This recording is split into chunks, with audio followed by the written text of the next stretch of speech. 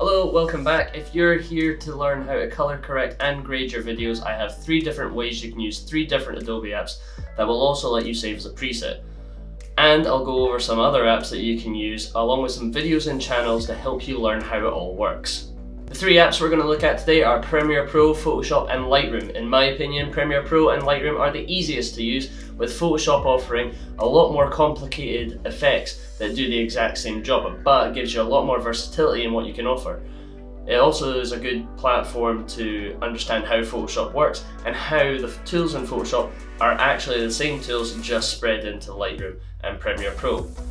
In the latest update of Premiere Pro, the 2019 version, you'll have everything you need just to do a basic grade and correction to your footage.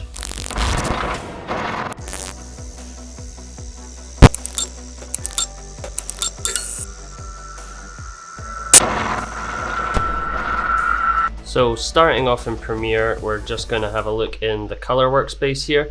I like to work within the workspaces, that way it's just quick and easy for me to move from one setup that I like for doing one part of my workflow to another. The color workflow here shows me my scopes over on the left, program monitor in the middle, and the lumetri color panel, which we're going to be working on at the moment. We're just going to be working on the same clip in each app, which is this one of Edinburgh Castle. You can check out this the rest of the video that this clip is from in my filming in winter episode. I'll link that in the description below and the card up above. So the first thing I like to do when I get the chance to is to just correct the footage. I mean, in this log format, this was all shot in S-Log2. It's actually pretty good, but I've got some LUTs here that just sort of correct everything filmed in S-Log into Rec 709. So we're just going to scroll through these. Oh.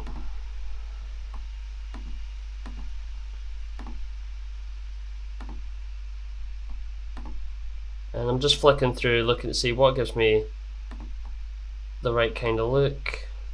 2's probably the best. It's very saturated though, and you can tell just by looking at it over in the scopes here. S-Log3 is not too bad, but we can tell it's awfully contrasty, not that much exposure. So now that we've done that, that just sort of gives me a bit of a heads up, and now I can just sort of start correcting my footage a little bit. Not too much that I don't break it. Bring down the highlights here, lift up the shadows a little bit. And now I can either do this in these easy to use sliders here, which you'll find that also have also features in Lightroom, which is another sort of pro for that.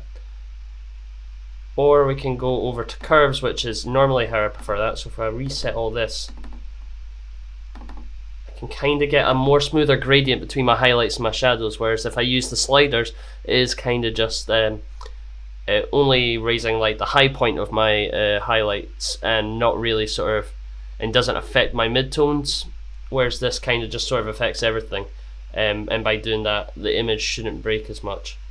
So just flatten out the highlights a little bit, raise the shadows a little bit. You can see that's already given me a really good look. Still a bit contrasty in the dark, so I'm just going to raise my blacks slightly there. And everything else kind of looks good. I'm always just looking over at my waveform here and at the RGB, the vector scope here. The vector scope here just helps me know like when an image is too saturated, if that's the look I'm going for, or whether it goes beyond this bounding box. If it goes beyond this bounding box, then it's not broadcast safe. This is only going on YouTube, so it's probably not a big deal, but just because I'm particular, just bring down saturation a little bit. You see, I've only lowered it just a little bit, and I can make up the rest of the color just by increasing the vibrance there. Now what I want to do is add some blues into the shadows here and try and make the sky a little less blue than this, maybe a little bit yellow, and try and make the castle a little more goldeny as opposed to orangey at the moment. What we're going to do first is go to the blue. Tell you what we're going to do is actually, in the new version of Premiere Pro, we can add and stack lumetri effects on it. what we're going to do is rename this layer here before we stack on another one and name that correction. Okay. Love the all caps there. We'll add a new one and we'll call this one shadows. And now there's tons of ways that you can inject color into different tones in your image. I like to use curves. You've also got the HSL secondaries here where you can select certain colors or certain parts of the image and then manipulate the color, the saturation, the hue, the lightness, or you can use the wheels here, and that's all divided up into your shadows, highlights and your midtones as well. So let's say, for example, I did it this way. I would say the castle's looking a bit too pink, so dragging it over to the greens there, you can see that, but you can also see that I'm kind of affecting the color of this rock here, which I kind of want to remain blue, or more bluish. That's okay. Highlights, maybe just a tad yellow. Microscopic movements here. That's not too bad. Okay, so that's one way of doing it. If another way that I prefer to do is go to my curves here. Everything in the left hand bottom corner is your darks, and everything in the top right is your lights. Anything in between is your, which is quite nicely sort of crossed here. So this cross here marks shadows, this cross here marks your midtones, and this cross here marks your highlights. So I could actually put in 3 points there, and that kind of just locks these 3 points here. If I wanted to increase a bit of blueness into there, and you can kind of tell, we don't want to go overkill like that, we just want everything to be nice and subtle. Maybe what I'll do is go into my red channel here, mark 3 points, and maybe suck out a bit of red to introduce some cyan, but not too much. Maybe go back on my blues, and maybe in hindsight that's just a bit too much there. Take out my greens maybe as well. There, that looks good. That looks good. If we go over it in the reds now, we want to possibly leave that where it is. Go in the greens, take out a bit of magenta there.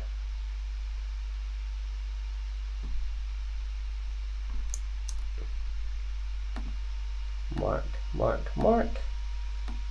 Take the greens. Go into the blues. Take out some blues to add in a bit of yellow, because red and yellow makes orange. There you go. There, that looks good. And then maybe again in the whites, there's no whites there, just in the highlights, we'll take down the blues to introduce some yellow. There you go. There's one good look that you can have in Premiere Pro, and if you wanted to save that for later, you can export it as a look or a cube, and you can introduce that into other editing systems.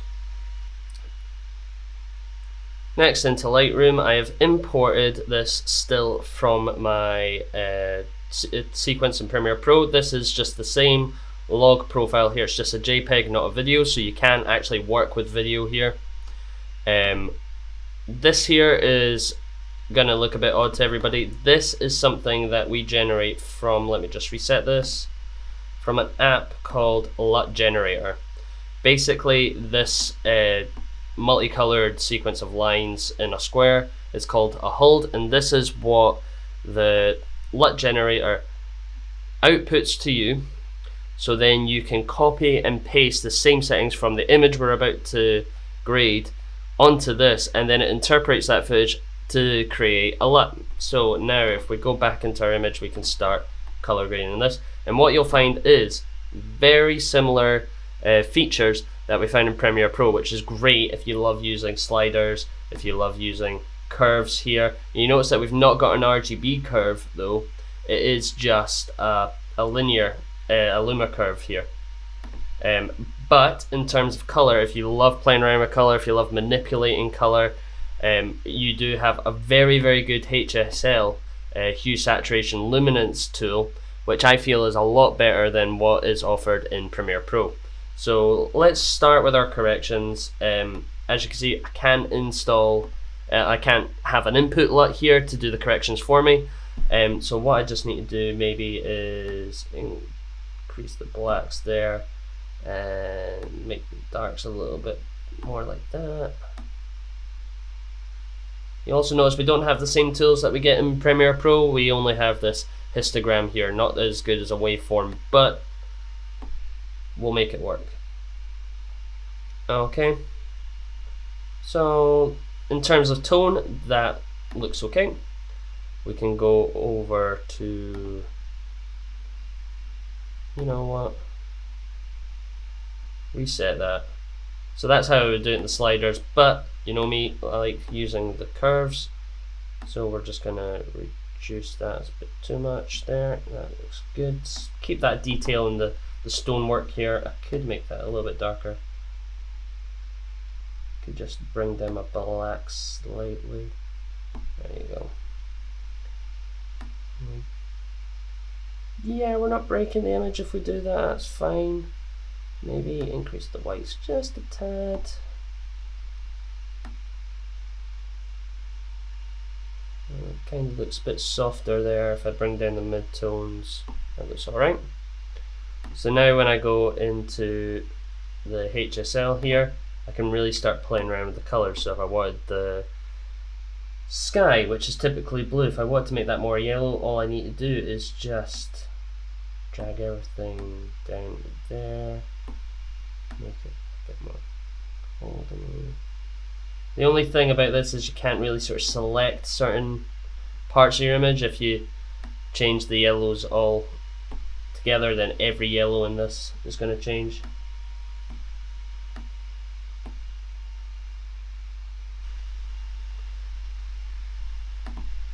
Maybe I want to make the castle a bit more saturated than the rest of the image, just to bring a bit more detail to it. And then everything else I can just desaturate, like the postman here.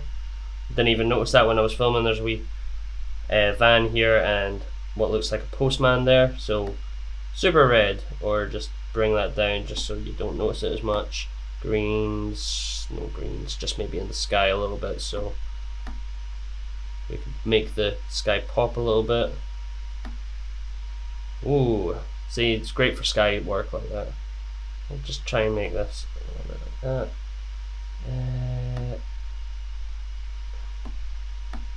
And obviously you can change the luminance as well. So you can make that a bit brighter, darker. Make it a bit brighter just to match the sun.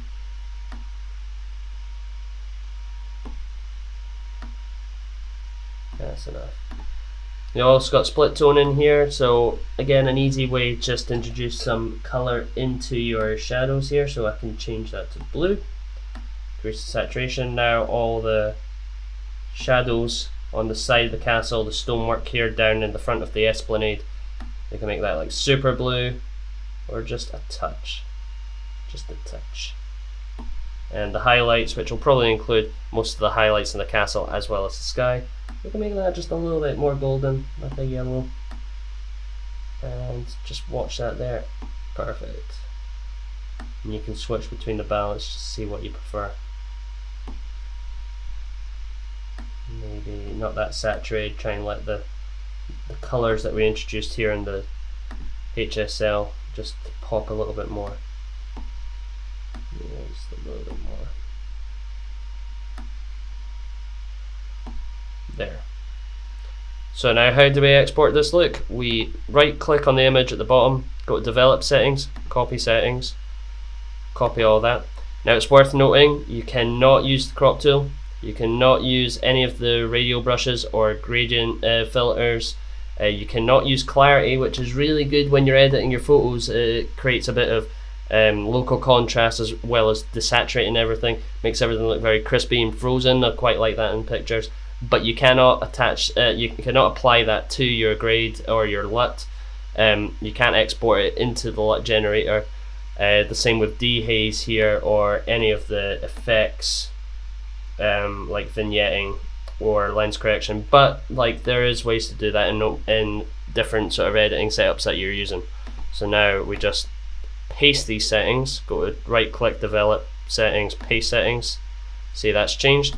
Right click, export, We'll just export as a JPEG and we'll put that on my desktop. We'll call it Golden Hour Lut Lightroom. And we'll go to export. Next, we open up the Lut Generator again. Convert to cube. Find our image, which is there. After a couple of seconds, it'll generate a LUT that we can then import into Lightroom. So back in the Lightroom, here's the same sort of still we have here.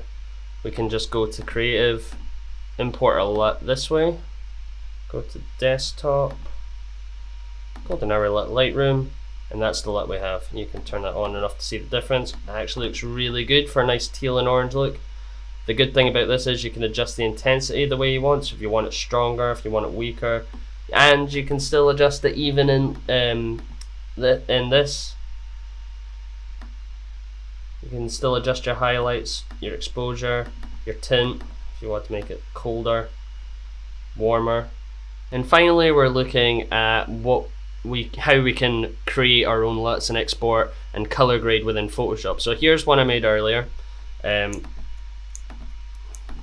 This is the log image that we used before, and this is it with all the effects on. You can see that I've got, here's a selective color just to help bring out the blues, if I bring it all one by one. So I'm just adding a bit of saturation to the sky there, and a bit of overall vibrance and saturation to the image.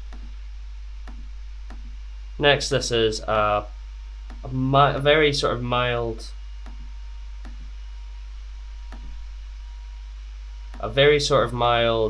gradient map, and then some contrast to finish it off. So let's have a look at how I made that.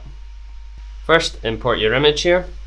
I'm going to start by adding some contrast using the curves adjustment. You could just use all the adjustment layers here, just like I did before, just a little bit each. Keep that midpoint exactly where it is. Lift my blacks up just to give it a bit of faded look. Now we're going to add in some vibrance.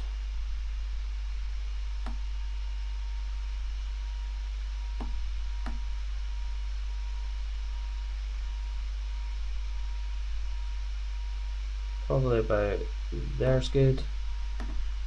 Now we can add a gradient map, and what's great about a gradient map is I'll show you if I can find it. There's tons of presets already in Photoshop that allows you to map. It's almost like tinting or toning. So you can map certain colors to your shadows, your midtones, and your highlights. So here, and for example, our shadows are going to be this blackish color. I think that's actually a purple.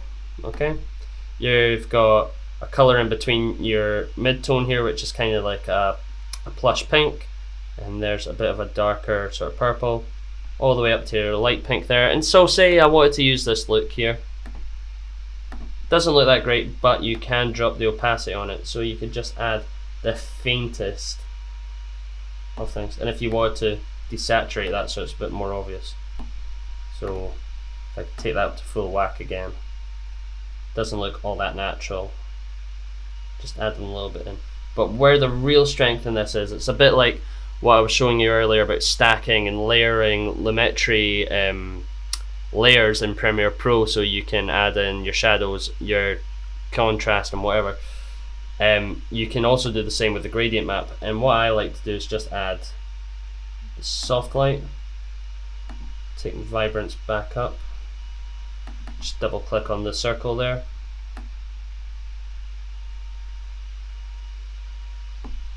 maybe take down the vibrance a little bit. I think it's a bit overwhelming.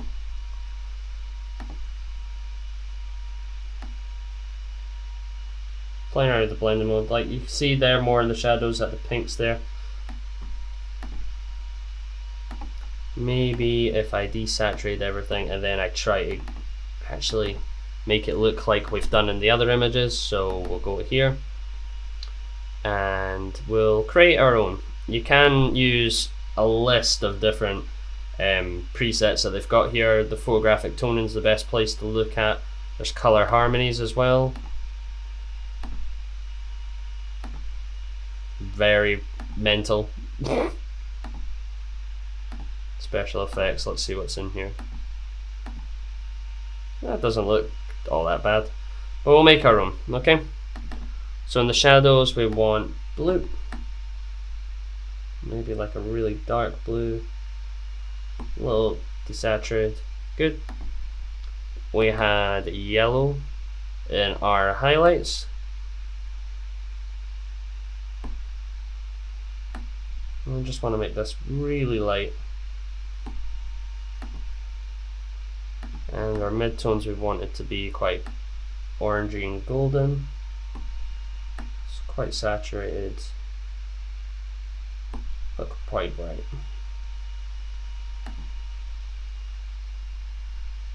We can adjust where everything is. You can see that if I move my shells from left to right and let go, we're introducing more blues into shadows.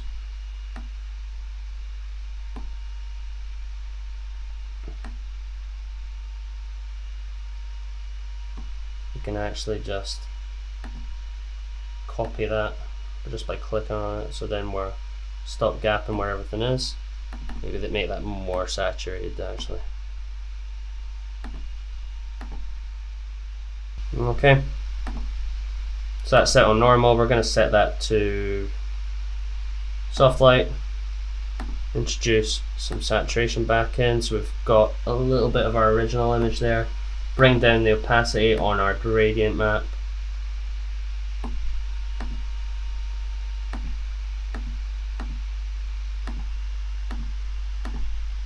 Maybe set the screen mode back again.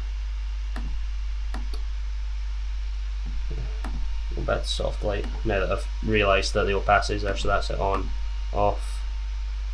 A little bit more. You can open that back up. Introduce more blues there. Lift that up a bit. There, that looks good. And if we wanted to add something to our sky, then all we need to do is go to adjustment and selective color. Play around with this. So you can see we're adding a little bit more blue there. We want to take out a little less magenta, which I'll add in a bit of green. You can add a bit of cyan into that too. There, that looks good. Add in a bit of black, makes it a bit darker and a bit saturated there. We can actually go into our blues, do the exact same thing, so introduce a bit of blue. Blue there. Bit of cyan there. A little bit of green there. And again, saturate that. And I think that looks good. So now we've got a look that we like. This is what it looks like now. This is what it looks like after. Before, after. And if we want to export that as a LUT, we can just go to File, Export, Color Lookup Tables, which is what LUT stands for. Leave that at medium, select 3DL. We'll name this Golden Hour PS. Let's go into Premiere Pro and find out what it looks like. We're going to go over to our Creative tab in the Lumetri panel. We're going to browse for the LUT we just made in Photoshop.